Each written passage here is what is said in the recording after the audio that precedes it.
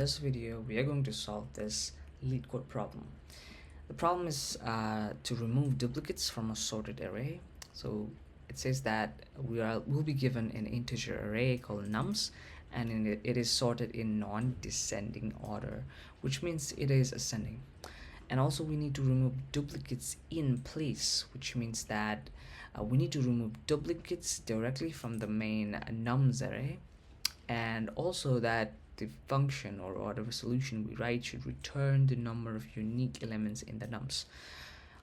Maybe we should look at an example to make it clear. If you look at example number 2, you can see the nums.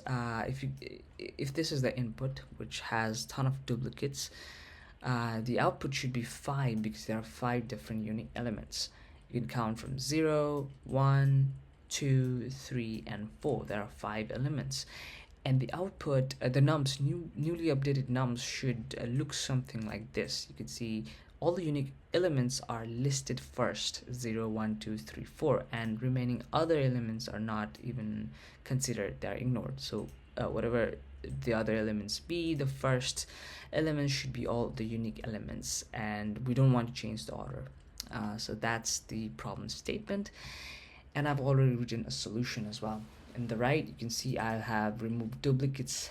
It's a method. It takes in input, that is nums, which is expected to be a list of integer, and this method is expected to return an integer which should be the unique number of elements in this particular nums array.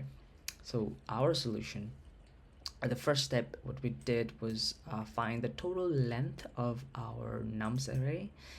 Then in the next line, what we are doing is that assigning a last unique element with the first element of the array. Now I'm allowed to index the first element of this array because I know that there's going to be at least one element in this array. That's because if you look at the constraint of this problem, the length of the nums array has to be at least 1, which means there's always going to be at least one element. So I'm allowed to do this, and this is going to be unique because it's the first element, so it is always going to be unique. And we also have initialized a new variable called j, and we have assigned it to 0. Now this is basically a counter of unique elements. Now I have assigned it to 0, then I have a for loop, and this for loop loops from 1, which would be the second element of the array, all the way to the end of array. So you can see in the loop what we have is a if statement, and this if statement checks if this element in the ith index is different from the last unique element. Just for instance, let's say that we are in the first iteration.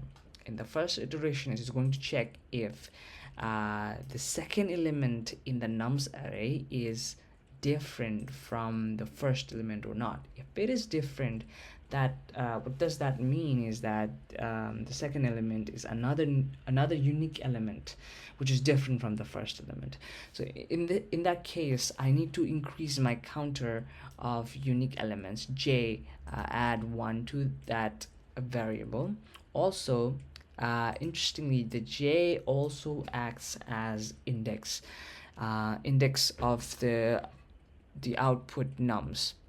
You can see that we want these elements which are unique to be shifted in front of the array, and j would help that. And as you can see, this particular, if this nums at index I is unique, then we want to shift that element in front, and the index in which we want to move is j. And we also want to update the last unique element with this new element. And finally, this function will return the total number of unique elements. In this case, it's j plus 1 because we started off with 0, because we're not considering, in this case, the first element as unique. If we had, then we have considered j to be 1, but we have not, and therefore we have to compensate for that at the end by adding +1. And if we run that, this should pass all the test cases, and that's our solution.